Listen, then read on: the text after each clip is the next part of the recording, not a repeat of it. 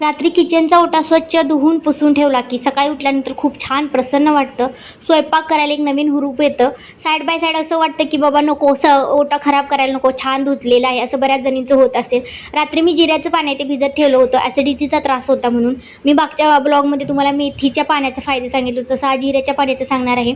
जिऱ्याचं पाणी भिजत घातलेलं पिल्यामुळं तुम्हाला जर ॲसिडिटीचा त्रास असेल किंवा कफाचा त्रास असेल तर तो कमी होतो.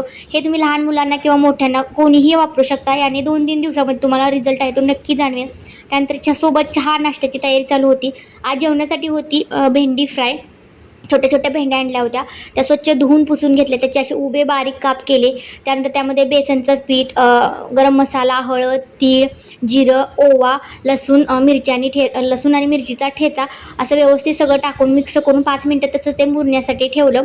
आता त्यानंतर मी भेंडी फ्राय करणार आहे. आता फ्राय करताना तेलाचा वापर आहे तो आपल्याला थोडासाच करायचा आहे. का तर बघा, ते भेंडी आपण ज्यावेळेस फ्राय करायला टाकतो त्यावेळेस त्यामध्ये हळद वगैरे आहे ते तेलामध्ये उतरतं पूर्णपणे आणि नंतर ते तेल आहे ते वापरण्यायोग्य राहत नाही किंवा त्याचा वास येतो, ते आपल्याला खावंसं वाटत नाही. म्हणून थोडं थोडं तेलामध्येच भेंडी आहे ते फ्राय करायचे आहे.